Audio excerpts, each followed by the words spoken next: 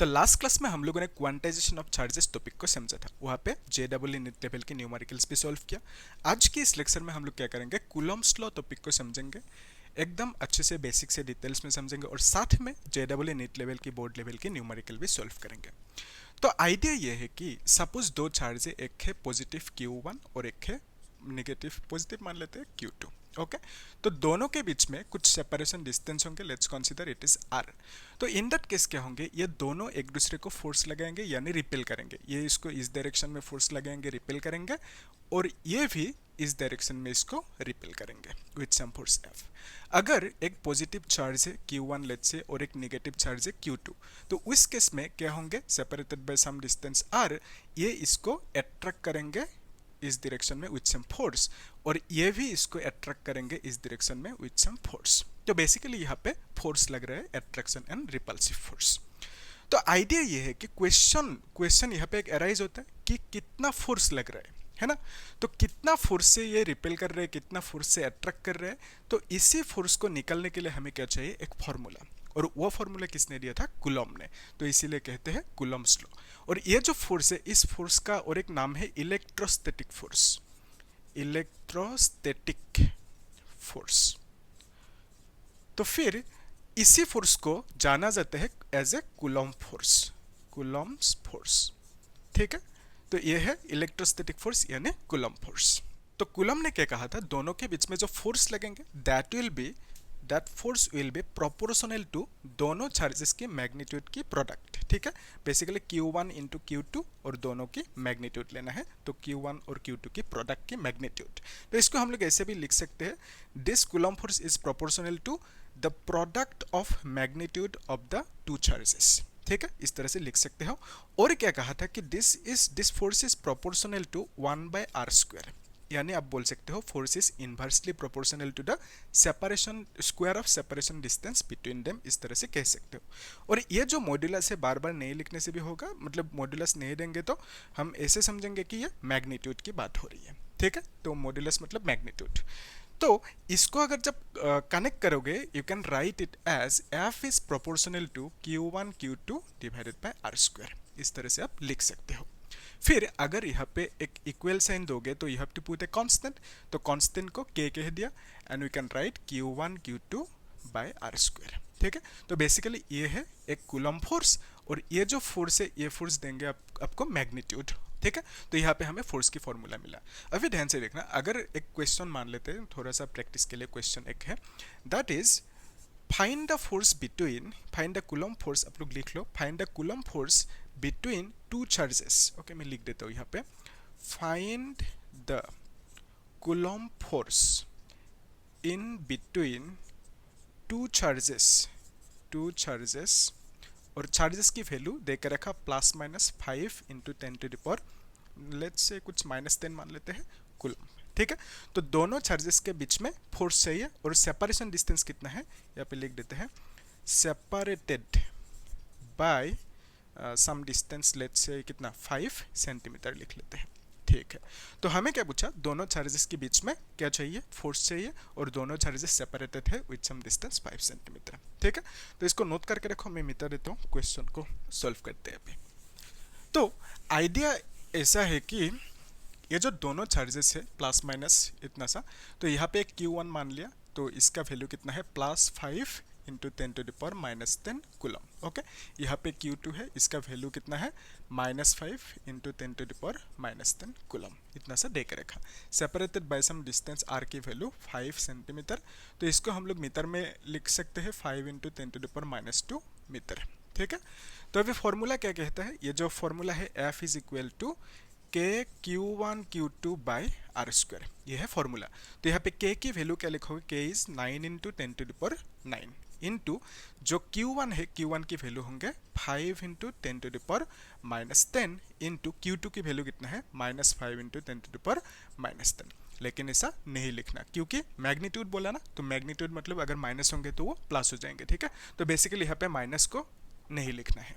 Okay, divided by जो separation distance है R की वैल्यू इतना है, तो 5 इंटू 10⁻², तो इसको स्क्वायर करना है, मतलब 2 बार लिख दो, 5 इंटू 10⁻²।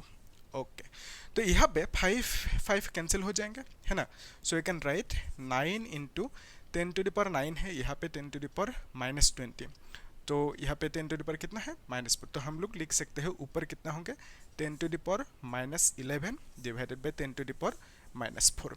तो रूल के हिसाब से ये ऊपर जाएंगे, सो you can right 9 into 10⁻11 into 10⁻+4, ठीक है। तो आंसर कितना आएंगे 9 इंटू 10⁻7, फोर्स की यूनिट होंगे न्यूटन, ठीक है। तो इतना सा वैल्यू है, सिंपल क्वेश्चन, ठीक है। तो अभी देखो ये जो k है, k की वैल्यू कितना लिखा मैंने 9 इंटू 10⁻9, तो इसके बारे में थोड़ा सा यहाँ पे देख लेते हैं, इसको मिटा देता हूँ, है ना। तो आप लोग इसे नोट करते जाना अच्छे से। तो जो k है, k का एक SI यूनिट भी होंगे, और k का जो फॉर्मूला है, मतलब जो वैल्यू है that is 1/4 pi epsilon not, ठीक है। ये k का वैल्यू है 1/4 पाई एप्सिलॉन नॉट, और फिर इसका जो न्यूमेरिकल वैल्यू है 4, तो 4 है, पाई का वैल्यू 3.14, एप्सिलॉन की वैल्यू कितना है 8.85 इंटू 10⁻12, और जो यहाँ पे जब वैल्यूज बिठाओगे फिर जब कैलकुलेट करोगे you will get the answer as 9 into 10⁻9, okay. तो अभी ये जो k है, k का एक ऐसा यूनिट भी होंगे, तो ऐसा यूनिट किस तरह से लिखोगे उसके लिए देखो बहुत लोग रट लेते हैं, लेकिन रट्टा नहीं मारना, ठीक है। यहाँ पे r² था, तो हम लोग लिख सकते हैं k का ऐसा unit as newton metre square coulomb inverse square, ठीक है। तो ये आया कहाँ से उसको थोड़ा सा देख लेते हैं, ठीक है। तो ये जो फॉर्मूला है इससे हम लोग लिख सकते हैं k is equal to force into r² divided by Q1 into Q2, इस तरह से लिख सकते हैं हम लोग k की वैल्यू, ठीक है। तो यहाँ पे जो फोर्स है, फोर्स का यूनिट क्या है न्यूटन, मीटर r की यूनिट होंगे दैट स्क्वायर, और यहाँ पे Q1 की यूनिट होंगे कूलम, और अगेन और एक साइड से Q2 जो कूलम स्क्वायर आप लिख सकते हो, ठीक है। तो इसी को आप लिख सकते हो newton metre square coulomb inverse square, okay. और यहाँ पे ये जो C होंगे, C कैपिटल में लिखना होगा, ठीक है, क्योंकि किसी साइंटिस्ट का नाम पे अगर यूनिट रखा गया तो इसे कैपिटल में लिखना होता है, ठीक है। तो हम लोग यहाँ पे k की जो ऐसा यूनिट है वो क्या मिला newton metre square coulomb inverse square, ठीक है। तो यहाँ तक क्लियर है। अभी जो नेक्स्ट स्टेप है that is Coulomb's law in factor form, ठीक है। तो कूलम्स लॉ को हम लोग फैक्टर फॉर्म में किस तरह से लिखेंगे, Coulomb's law in factor form, okay. तो इसको भी मिटा देता हूं, आप लोग नोट करके रखना। तो Coulomb's law in factor form का मीनिंग क्या है कि कूलम्स लॉ पे यानी जो फॉर्मूला है उस पे डायरेक्शन आ जाएंगे, ठीक है। तो हम लोग लिख सकते हैं इस तरह से कि यहाँ पे Q1 है और यहाँ पे Q2 है, okay, separated by distance r। अभी ध्यान से देखो, अगर मैंने यहाँ से यहाँ तक r को मेजर किया, तो इस डायरेक्शन में मेजर किया सपोज, तो इस केस में हम लिखेंगे इसको R12, ठीक है। तो बेसिकली r के ऊपर एक डायरेक्शन आ गया, तो r is A vector quantity now, ठीक है। अगर मैं यहाँ से मेजर करूँ Q2 से Q1 की तरफ r को मेजर किया, तो इस केस में हम लिखेंगे R21, तो यहाँ पे भी r के ऊपर एक डायरेक्शन आ गया।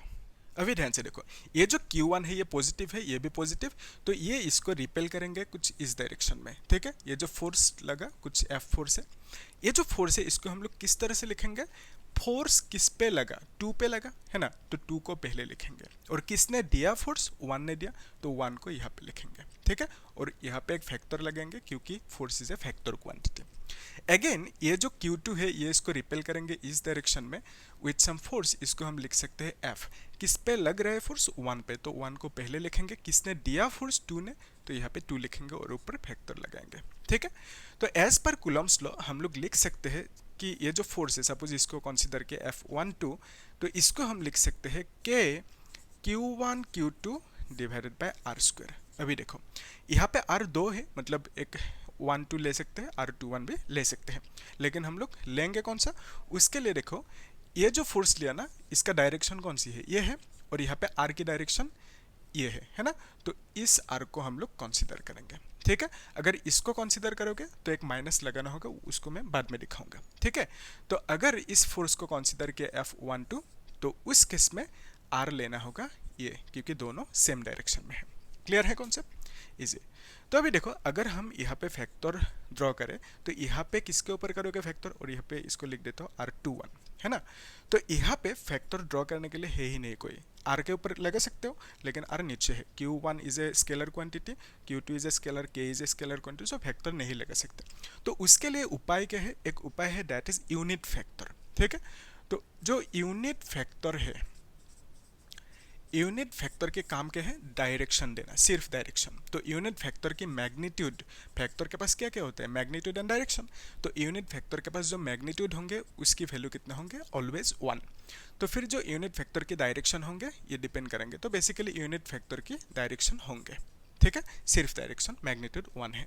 तो यहाँ पे डायरेक्शन लगाने के लिए हम लोग क्या करेंगे, एक यूनिट फैक्टर मल्टीप्लाई करेंगे। तो यूनिट फैक्टर कौन सी लेंगे, इसी को यूनिट फैक्टर कंसीडर करेंगे एज R21 और यहाँ पे कैप लगा देंगे। तो यूनिट फैक्टर लिखने की जो रूल है, you have to draw a cap there, ठीक है। तो basically let's consider R is a unit factor या तो N is a unit factor, तो N कैप लिखना होगा, ठीक है। और यूनिट फैक्टर की जो बेसिक फॉर्मूला है that is you can write n factor divided by n। तो ये नीचे n मतलब क्या है, magnitude of unit factor n, और ये जो n फैक्टर लिखा this is a unit factor, मतलब ऊपर एक फैक्टर लगा दे, ठीक है। तो ये factor divided by magnitude is equal to unit factor. तो सिमिलरली यहाँ पे R21 है, तो R21 की जगह पे क्या लिख सकते हैं, R21 unit factor can be written as R21 factor divided by R21, ये बेसिक फॉर्मूला है, ओके। तो इसको जब हम लोग यहाँ पे पुट करेंगे वी कैन राइट के Q1 Q2 बाय R21 और यहाँ पे स्क्वायर इनटू जो R21 है ना यूनिट फैक्टर, इसको हम लोग रिप्लेस करेंगे with this, so you can write R21 factor divided by R21, okay. So यहाँ से हम लोग लिख सकते हैं के Q1 Q2 फिर नीचे R21 क्यूब होंगे ना, और यहाँ पे लिख सकते हैं R21 फैक्टर, ओके। सो F12 फैक्टर कितना है, इतना सा, ओके। तो अभी एक रूल समझ लेते हैं, ये इंपॉर्टेंट है रूल, काम आएंगे आप लोगों को, देखना अच्छे से। तो रूल ये है कि सपोज एक फैक्टर है ए फैक्टर इस डायरेक्शन में, ओके, और एक फैक्टर है बी फैक्टर इसी डायरेक्शन में, और दोनों का लेंथ सेम है, मतलब मैग्नीट्यूड सेम है। तो यू कैन राइट हियर कि magnitude of A factor is equal to magnitude of B vector, ऐसे लिख सकते हो।